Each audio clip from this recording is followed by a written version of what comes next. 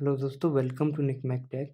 हमने अपने last video में देखा था कि थर्मोडायनामिक की कुछ इंपॉर्टेंट डेफिनेशंस। तो इस वीडियो में हम थर्मोडायनामिक वर्क और हीट के बारे में अच्छी तरीके से डिस्कशन करेंगे। तो अगर आपने वो पिछली वीडियो नहीं देखी है तो उसकी लिंक यानी कि मैंने कंप्लीट प्लेलिस्ट अपनी आई बटन में डाल दी है, आप वहाँ जाके देख सकते हो। ठीक है। तो देखो दोस्तों, यहाँ पर थर्मोडायनामिक जो वर्क और हीट है ये बहुत ही अपने आप में इम्पोर्टेंट है। और इसके लिए अलग से थर्मोडायनामिक वर्क थोड़ा अलग होता है। जैसे नॉर्मल हमारा वर्क क्या होता है कि मान लो यहाँ पर हमें खड़े हुए हैं, यहाँ से यहाँ गए, तो कुछ ना कुछ वर्क हुआ ना। मान लो ये हमारे पास बॉक्स है, हमने इस पे फोर्स लगाया और फोर्स यहाँ से खिसक के जो बॉक्स है हमारा इधर बढ़ गया, तो यहाँ कितने ds डिस्टेंस पे बढ़ गया। ठीक है, तो हमारा वैसे वर्क क्या होता है, F.ds, यानी कि ये हम पहले पढ़े थे ऐसा कुछ। ठीक है। लेकिन यहाँ पर अगर हम बात करें थर्मोडायनामिक वर्क की, तो ये थर्मोडायनामिक वर्क थोड़ा अलग है थर्मोडायनामिक के अंदर। ये क्या है, वो मैं आपको आज बताता हूँ। आज से बहुत सीरियस स्टार्ट होने वाला है थर्मोडायनामिक के ऊपर, क्योंकि आगे चल के अगर आपने आज से ढंग से वीडियोस नहीं देखी तो आगे न्यूमेरिकल नहीं सॉल्व कर पाओगे। तो देखिए थर्मोडायनामिक वर्क को, इसको समझने के लिए मान लो हमारे पास ये सिस्टम है। ठीक है, या मशीन मान लो, कुछ भी है, सिस्टम है। इससे हमारे पास क्या है, सॉफ्ट कनेक्ट है एक, ये हमने सॉफ्ट कनेक्ट करवा दी। और इस शाफ्ट में मान लो ये इस तरीके से रोटेट कर रही है दोस्तों, है ना। रोटेशन हो रहा है इस तरीके से शाफ्ट का। तो इस रोटेशन की वजह से यहाँ पे मान लो मैंने डब्लू वेट लटका दिया है। तो समझने की कोशिश करो। मान लो मेरे पास कोई सिस्टम है, यहाँ पर मैंने एक शाफ्ट कनेक्ट है जिससे, और इसको मैंने ना एंटी क्लॉकवाइज या फिर इस तरीके से मैंने घुमाया। जब मैं घुमा रहा हूँ, घुमाने से क्या हो रहा है, ये हमारा वेट जो लटका हुआ है इसके साथ, ये ऊपर बढ़ रहा है। तो ये वर्क दिखता हुआ दिख रहा है ना हमें। हमें अपनी आँखों से या फिर बाउंड्री के बाहर, मान लो हमारे पास ये सिस्टम था कोई भी, और सिस्टम की ये क्या थी, बाउंड्री, ये बाउंड्री थी ना। अब ये जो वर्क हो रहा है बाउंड्री के बाहर ही तो हो रहा है, और हमें दिख भी रहा है कि भैया इस शाफ्ट पे जब रोटेशन हो रहा है जिस वजह से वेट लिफ्ट हो रहा है ऊपर की तरफ, या फिर रोटेशन नीचे हो रहा है तो वेट नीचे जा रहा है ना कुछ वर्क हो रहा है वो हमें दिखाई दे रहा है। तो वही होता है थर्मोडायनामिक वर्क। अब देखो मैंने इसको किस तरीके से आपको लिख के लाया हूँ। देखो, work should cross the boundary. देखो ये बाउंड्री को क्रॉस ही तो कर रहा है ना, हमें दिखाई दे रहा है। बाउंड सिस्टम तो अंदर है ना, सिस्टम के बाहर वर्क हमें दिखाई दे रहा है। तो क्या कर रहा है, बाउंड्री को क्रॉस कर रहा है। पहली बात आपको याद रखनी है। और दूसरी बात क्या याद रखनी है, इसी को हम बोलते हैं वर्क इन ट्रांजिट, यानी कि बाहर दिख रहा है, बाहर भी आ सकता है अंदर भी, है ना। तो बाहर हमें दिखता हुआ दिखाई दे, ट्रांजिट फॉर्म में है, यहाँ से निकल रहा है, ट्रांजिट हो रहा है एक जगह से। ठीक है, ये आपको याद रखना है। तो सिस्टम क्या होता है, बाउंड्री क्या होती है, सराउंडिंग होती है, ये तो आपको पहले से पता ही है। तो इसीलिए हम वर्क में क्या लिख सकते हैं कि वर्क क्या है, एक हमारा बाउंड्री फिनोमेना। ठीक है, वर्क क्या है, हमारा बाउंड्री फिनोमेना, ये आपको याद रखना है। अगर हम इसकी उसकी यूनिट्स की बात करें तो वर्क एक तरीके से एनर्जी है अपनी, और एनर्जी को हम किलो न्यूटन पर मीटर में लिख सकते हैं। अगर हम बात करें जूल के टर्म में तो केजी लिख देते हैं। अगर इसी तरीके से अगर हम work done per unit mass निकालना चाहें, देखो सिंपल यूनिट का आपको बहुत ज़्यादा याद रखना है कि न्यूमेरिकल में बच्चे यूनिट में कंफ्यूज होते हैं। तो आपको यूनिट में कंफ्यूज नहीं होना। अगर वर्क डब्लू के नीचे एम लगा हुआ है, उन्हें पर यूनिट मास में दे रखा है, तो आप किलो जूल पर केजी ले लो। अगर पर यूनिट मास में नहीं है तो किलो जूल ले लो। सिंपल सी बात, अपना ये फंडा याद रखना है आपको। अगर यहाँ पर अगर हमें पावर की बात करूँ तो पावर क्या होगी, work done upon time taken, यानी किलो जूल पर सेकेंड, तो किलोवाट में लिख सकते हैं इसको। हॉर्स पावर की बात करूँ तो 1 हॉर्स पावर में 0.746 किलोवाट होता है ना। ये तो सिंपल सी मैंने यूनिट्स आपको बता दी। आपको बस थर्मोडायनामिक वर्क याद रखना है कि थर्मोडायनामिक वर्क मैंने क्या बताया कि रोटेशन हो रहा है और हमें अपनी आँखों से दिख रहा है वेट लिफ्ट होते हुए, बाउंड्री के बाहर हो रहा है, ट्रांजिट फॉर्म में है। ये वर्ड याद रखना, ट्रांजिट फॉर्म में। तो इसी तरीके से अगर मैं इसकी डेफिनेशन की बात करूँ तो डेफिनेशन क्या हो जाएगी फिर हमारे पास, कि work is said to be done. Work क्या कहा जाता है, वर्क को, by the system if the sole, यानी कि complete effect, sole effect on the things external to the system, things external to the system can be equated to raising the weight. Weight को lift हो रहा है ऊपर, है ना। तो यही चीज़ मैंने यहाँ पे डेफिनेशन में आपको लिख दी। यही होता है दोस्तों हमारा थर्मोडायनेमिक वर्क। अब देखो, और अब इसके साइन कन्वेंशन के बारे में देखते हैं दोस्तों। ये साइन कन्वेंशन बहुत ज़्यादा ज़रूरी है अगर आपको न्यूमेरिकल सॉल्व करने हो, उस पर्पज से बहुत ज़्यादा ज़रूरी है। तो आपको क्या याद रखना है, देखो एरो से याद रखो, जब भी वर्क डन हो रहा है सिस्टम के द्वारा, है ना, सिस्टम के द्वारा कोई वर्क हमें मिल रहा है, तो वो हमारा क्या है, पॉजिटिव वर्क होगा। यहाँ मैंने लिखा हुआ है कि work is done by the system, system के द्वारा कोई भी काम किया जा रहा है वो हमारा हो गया पॉजिटिव वर्क। जैसे वर्क क्या है, हमारे प्रोड्यूसिंग डिवाइसेस होते हैं, जैसे इंजन वगैरह हो गया, इंजन से हमारे सिस्टम के द्वारा वर्क की तो होता है हमारे पास, तो वो हमारे पॉजिटिव लेते हैं उस चीज़ को। और एक चीज़ आपको क्या याद रखनी है, अगर हमें सिस्टम के ऊपर काम करना पड़ रहा है, ठीक है ना, सिस्टम के ऊपर काम करना पड़ रहा है, हमें अपनी एनर्जी कहीं ना कहीं वेस्ट कर रहे हैं हम लोग, इनपुट दे रहे हैं उसको, तो उसको हम नेगेटिव वर्क बोलते हैं। सिंपल सी बात याद रखना है बस आपको कि work is done by the system, हम उसको पॉजिटिव वर्क लेंगे, और work is done on the system, system के द्वारा सिस्टम पे हमें काम करना पड़ रहा है, नेगेटिव वर्क बोलते हैं हम। और देखो इसको मैं बहुत सिंपल तरीके से आपको लिख के ले आया कुछ और पॉइंट्स इसके अंदर। तो पहला पॉइंट की अगर हम बात करें तो देखो बहुत सिंपल है कि work is a boundary phenomena और इन ट्रांजिट। देखो ये मैं आपको बता चुका, वर्क कैसा है, बाउंड्री फिनोमेना है, और हम इसको ट्रांजिट भी बोल सकते हैं। और work can not be determined at a fix point. Work देखो एक फिक्स पॉइंट पे हम डिटरमाइन नहीं कर सकते। That means work is not a point function. इसका मतलब क्या है, हमारा वर्क पॉइंट फंक्शन नहीं है, work is a path function. ये कैसा फंक्शन है, पाथ फंक्शन है, क्योंकि पॉइंट पे डिसाइड नहीं कर सकते। तो वर्क क्या होगा, हमारा पाथ फंक्शन हो गया, याद रखना है आपको। पाथ फंक्शन किस तरीके से वो भी मैं आपको बताता हूँ। देखो it depend nature of process, nature of process पे डिपेंड करते हैं। जैसे मान लो ये हमने ग्राफ बनाया, कोई भी हमारे पास पीपीटी भी कोई भी ग्राफ है, तो 1 से 2 एक हमारा क्या है, वर्क हुआ 1 से 2। अगर मैं इस रीजन की बात करूँ तो इसके नीचे की तरफ ये जितना होगा इसको हम कैलकुलेट करेंगे।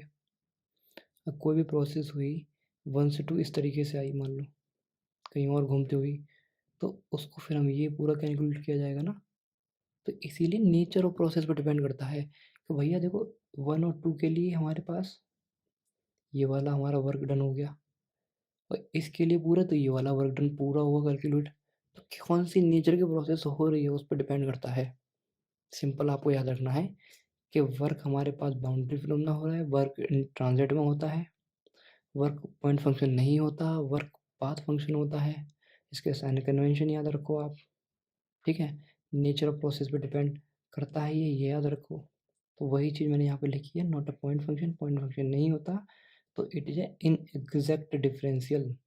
देखो ये वर्ड आपको याद रखना है, एग्जैक्ट डिफरेंशियल क्या क्या होता है, मैं पहले भी बता चुका हूँ आपको। जो कि पॉइंट फंक्शन होता है उसको हम एग्जैक्ट डिफरेंशियल बोलते हैं, और वर्क पॉइंट फंक्शन नहीं है तो ये इनएग्जैक्ट डिफरेंशियल हो गया।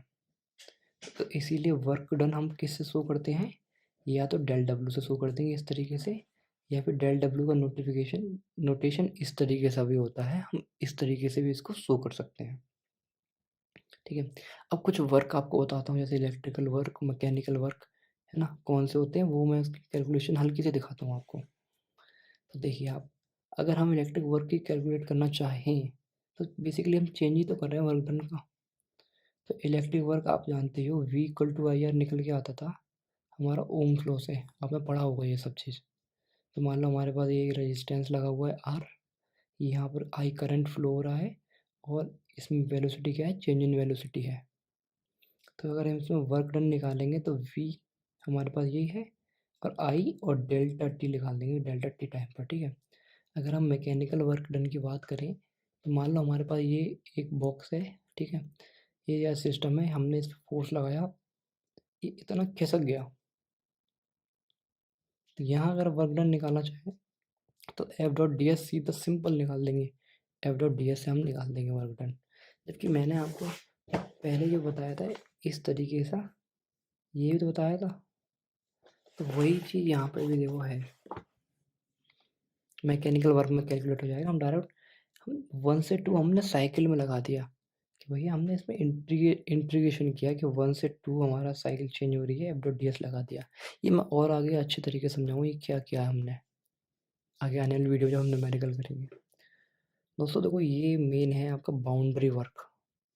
बाउंड्री वर्क में मैंने आपको बताया ही था कि मान लो हमारे पास एक सिस्टम है और यहाँ हमने प्रेशर लगाया या फिर एरिया लगाया तो यहाँ से खिसका, मतलब कुछ ना कुछ वॉल्यूम को चेंज हुआ, ये खिसक के यहाँ आ गया मान लो, तो इतना डी एक्स डिस्टेंस में हमारा चेंज हो गया। क्योंकि हम बात कर रहे हैं क्लोज सिस्टम की, और क्लोज सिस्टम को मैंने आपको क्या बताया था, क्लोज सिस्टम कैसा होता है, इसको हम नॉन फ्लो प्रोसेस भी बोल देते हैं क्लोज सिस्टम को। तो दोस्तों अगर मैं इसमें वर्क डन निकालूँ तो किस तरीके से निकालूंगा, इसमें हम निकालेंगे वर्क डन क्या है हमारा F dot D S normal, जो मैंने आपको ऊपर बताया। और इसमें अगर हम वर्क डन निकालेंगे तो एफ को क्या लिख सकता हूँ, फोर्स क्या हमारा प्रेशर इनटू एरिया, यही तो है, तो पी लिख दिया मैंने, डी एक्स का डी एक्स है। अगर मैं ए डी एक्स की बात करूँ तो ए डी एक्स हमारा क्या है, डी वी है, तो पी डी वी हो गया हमारे पास। इसी तरीके से वर्क को हम डेल डब्ल्यू लिख रहे हैं, चेंज ही तो कर रहे हैं, या फिर इस तरीके से नोटेशन कर लो, या फिर ये एक नोटेशन कर लो, आप कोई भी लिख लो, आप कंफ्यूज मत होना दोस्तों। तो यहाँ से मैंने 1 से 2 साइकिल के लिए निकालना है हम लोग, पी डी वी लिख दिया, पी डॉट वी, ठीक है। बस सिंपल सा आपको याद रखना है। अगर मैं इस ग्राफ की बात करूँ तो पी वी डायग्राम जो हमारा है 1 से 2 कोई भी हमारी साइकिल हो रही है, जो कि हमने यहाँ पर लिखा है 1 से 2 हमारा चेंज हो रहा है पी डी वी। तो एक बात है आपको याद रखना, ये जो नीचे हम निकाल रहे हैं, ये जो नीचे निकाल रहे हैं, तो यहाँ पर आपको याद रखना है जो डेल्टा डब्लू होगा अपना, या फिर इसको इस तरीके से नोटेशन कर लो, ये क्या है, area under the curve PV diagram tracing volume side, volume की साइड ट्रेस हो रहा है, ये बात आपको याद रखनी है सिंपल बाउंड्री वर्क में। आई होप आपको अभी तक समझ आ रहा होगा। तो देखो इसी चीज़ को मैं आपको प्रूफ दे देता हूँ। मान लो हमारे पास पॉइंट फंक्शन है, पाथ फंक्शन है, वो प्रूफ देता हूँ। मान लो मैंने क्या बताया, 1A2 एक कोई भी साइकिल हो रही थी हमारी, 1A2 1A2, यहाँ से कोई भी एक साइकिल हो रही थी, ये वॉल्यूम साइड ट्रेस हो रहा था। तो यहाँ पे मैंने किस तरीके से लिखा है इसको, कि delta W 1A2 not equal होगा किसके, कि 1V2 1V2 इसके बराबर नहीं होगा, क्योंकि इसका कुछ अलग वॉल्यूम ट्रेस होगा और इसका इतना भी इंक्लूड होगा, ये पूरा ट्रेस होगा, इसीलिए हम इसको पाथ फंक्शन बोलते हैं। सिंपल सा आपको याद रखना है। चलिए इसी तरीके से हम ग्रेविटेशनल वर्क के बारे में भी देख लेते हैं। दोस्तों तो ग्रेविटेशनल वर्क क्या होता है, मान लो एफ बराबर एम जी होता है, फोर्स बराबर एम जी लगता है, तो यहाँ हम ग्रेविटेशनल वर्क की बात करें तो हमने जी लगा लिया, ठीक है। डी जेड हमारी मान लो हाइट होगी, कोई भी हाइट का डिस्प्लेसमेंट हुआ, तो वही इंटीग्रेशन लगाया 1 से 2 एफ जी डॉट, मतलब ये हमने कर लिया डी जेड। तो एफ क्या था हमारे पास, एम जी हमारा क्या है, बाहर आ गया, मतलब एफ की जगह हमने एम जी पुट करेंगे। यहाँ पर अगर मैं 1 से 2 इंटीग्रेशन करूँगा तो एफ जी की जगह एम जी लिख सकते हैं हम, यहाँ M G dot D Z हो गया। अब इस एम जी को मैंने क्या कर लिया, बाहर ले लिया, डी जेड को अंदर इंटीग्रेशन कर दिया। सिंपल कैलकुलेशन, ये तो आपको आती होगी। तो एम जी हो गया। अब मैं इसको खोलूँगा कैसे, कि भाई इसको इस तरीके से नहीं खोलूँगा कि एम जी यहाँ पर डी जेड 1 से 2, ठीक है। अब मैं इसमें लिमिट पुट कर दूँगा, तो वही लिखा मैंने M G Z two minus Z one, इस तरीके से upper limit minus lower limit put कर दिया। तो देखो ये क्या निकल के आया दोस्तों, देखो work change in potential energy का चेंज निकल के आ गया ग्रेविटेशनल वर्क में। तो इसी तरीके से हम सॉफ्ट वर्क भी निकालते हैं। सॉफ्ट वर्क मान लो यहाँ पर टॉर्क लगता है रोटेशनल वाला, देखो इस तरीके से सॉफ्ट ऐसे रोटेट करती है ना, तो टॉर्क को निचोड़ते हैं उस तरीके से, तो हम यहाँ पर टॉर्क प्रोड्यूस होता है दोस्तों। जो टॉर्क प्रोड्यूस होता है वो क्या है, एफ डॉट आर, ठीक है। यहाँ से अगर मैं एफ निकालूंगा तो टी अपन आर हो गया। तो यहाँ अगर मैं डी एस की बात करूँ, जो रोटेशन हो रहा है कितना हो रहा है, 2πr/N/60। देखो मैं आपको ये सब क्यों बता रहा हूँ, मैं बस इसीलिए बता रहा हूँ क्योंकि ये जो रिलेशन निकल के आया लास्ट में, ये सब आपको न्यूमेरिकल में हेल्प करेंगे। ये सब इसीलिए मैं डायरेक्ट आपको अभी बता देता हूँ, आगे मैं न्यूमेरिकल कराऊंगा तो उसमें आपको हेल्प करेंगे ये सब। इसी तरीके से हम एसिलरेशन वर्क भी निकाल देते हैं। दोस्तों देखो एसिलरेशन वर्क देखो किस तरीके से निकालेंगे। मान लो हमारे पास फोर्स बराबर क्या होता है, एफ बराबर एम ए होता है, ठीक है। डिस्प्लेसमेंट डी एस हुआ हमारा कुछ भी, तो W बराबर एफ डॉट डी एस होता है। मैं पहले आपको पीछे बता रखा है मैंने आपको, डायरेक्ट मैं यही लिखा करूँगा W बराबर एफ डॉट डी एस। अब किस तरीके से लिखते हैं मैं आपको बता ही चुका हूँ। तो W बराबर एफ की जगह मैं एम ए लिख सकता हूँ, ये एम ए, डी एस का डी एस आ रहा है। अब एम ए का एम ए चल रहा है, डी एस की जगह मैं वी डी टी लिख सकता हूँ। क्यों लिख सकता हूँ? क्योंकि वेलोसिटी आप जानते हो D S upon D T होती है वी बराबर। इसी तरीके से अगर हम डी एस निकालूंगा तो वी डी टी हो जाएगा।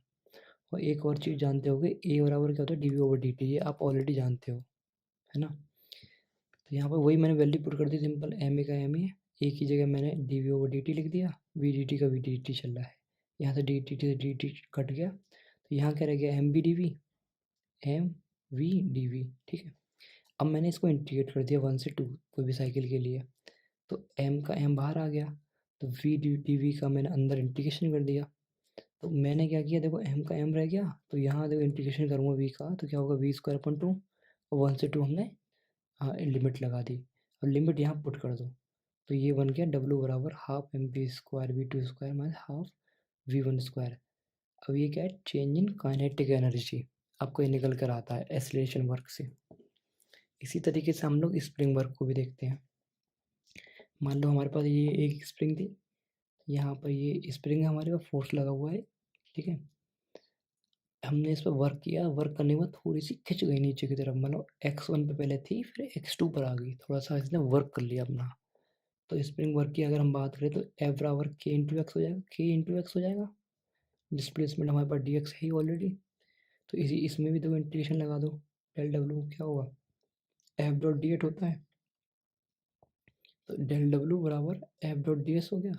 एफ हमारे पास क्या है, के एक्स, हमने के एक्स लगा दिया, और इसको इंटीग्रेशन कर दो, तो यहाँ पर क्या निकल के आएगा, डब्ल्यू बराबर हाफ के एक्स टू माइनस हाफ के एक्स वन का स्क्वायर। दोस्तों इस तरीके से ही निकालते हैं, ये भी काइनेटिक एनर्जी का चेंज हो गया दोस्तों। तो इस तरीके से हम वर्क निकालते हैं, सब process, spring work, acceleration work, इस तरीके से ये सब होता है। चलिए दोस्तों, आपको वर्क अच्छी तरीके से समझ आ गया हो क्या होता है वर्क। अब हम क्या बात करते हैं, हम हीट के बारे में भी इसी वीडियो में डिस्कस कर लेते हैं दोस्तों। तो हीट की बात करें हम, तो हीट भी एक बाउंड्री फिनोमेना होता है। क्यों होता है, आपने देखा होगा, मान लो हमारे पास एक बोतल है, बोतल में गर्म पानी है, तो बोतल में तो पानी निकलता होता है ना, बाउंड्री के बाहर ही तो जा रहा होता है, तो हमें दिखता है कि हाँ हीट निकल रही है दोस्तों, इसलिए ये भी बाउंड्री फिनोमेना हो गया। इसको हम ट्रांजिट फॉर्म भी बोल देते हैं। लेकिन आप अगर देख पा रहे हो, तो हीट डिपेंड किस पे करती है, क्यू बराबर, क्यू डायरेक्टली प्रोपोर्शनल एम, ठीक है, मास पे, और क्यू डायरेक्टली प्रोपोर्शनल किसकी है, डेल्टा टी, यानी चेंज इन टेम्परेचर, इस पे डायरेक्टली प्रोपोर्शनल होती है क्यू, हीट अपनी। तो यहाँ से क्यू क्या निकल के आएगा, ये डायरेक्टली प्रोपोर्शनल का साइन हम हटाएंगे, इक्वेट करेंगे बेसिकली 1 और 2 इक्वेशन को, तो एम सी डेल्टा टी निकल के आता है। और जो हमारे पास एम होता है, इसको हम स्पेसिफिक, एम को तो मास ही बोलते हैं, सी को क्या बोल देते हैं हम, स्पेसिफिक हीट।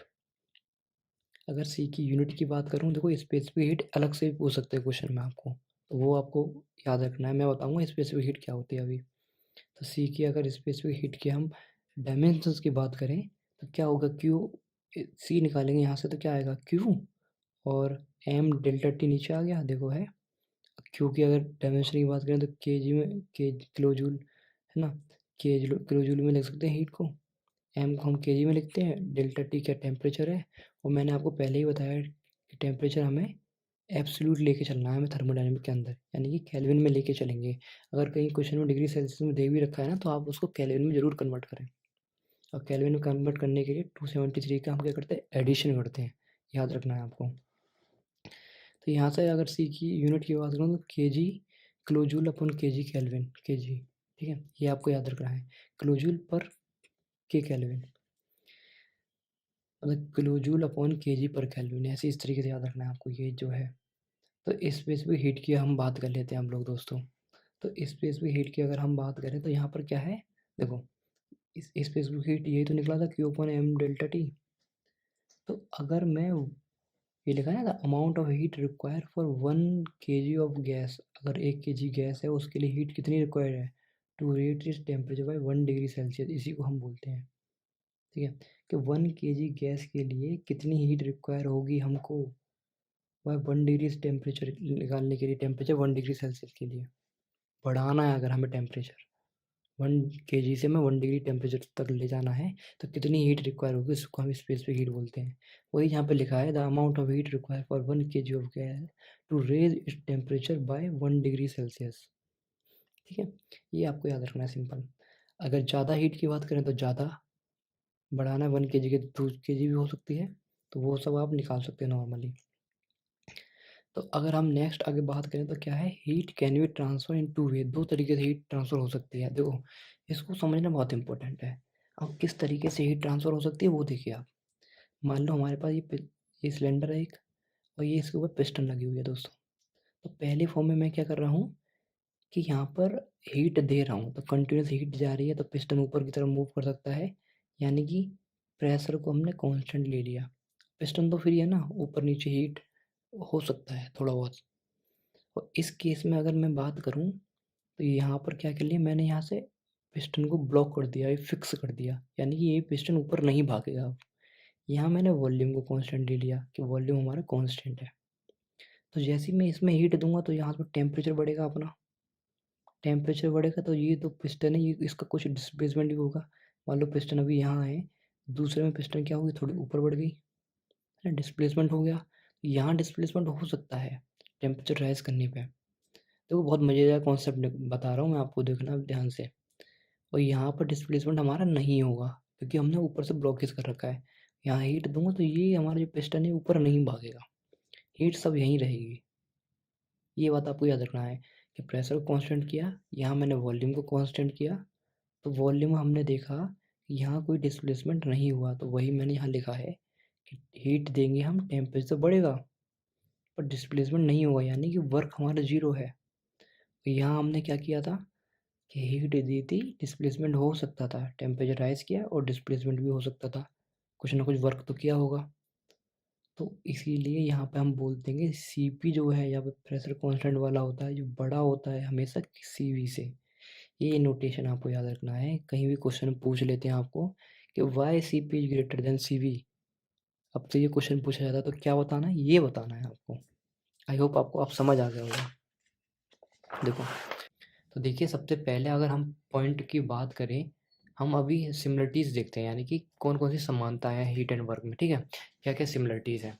तो फर्स्ट अगर पॉइंट की बात करें तो फर्स्ट पॉइंट हमारे पास क्या है कि both are recognised across the boundary, दोनों बाउंड्री के पास होते हैं, so they are called boundary phenomena, इसीलिए हम इसको बाउंड्री फिनोमेना बोलते हैं। ठीक है, यानी कि मैंने बताया था ना कि work in transit, transit form में होता है ना, जाना और आना, ट्रांजिट मतलब हमें दिखता है बेसिकली, बाउंड्री के बाहर जाता है वो दिखता है हमें।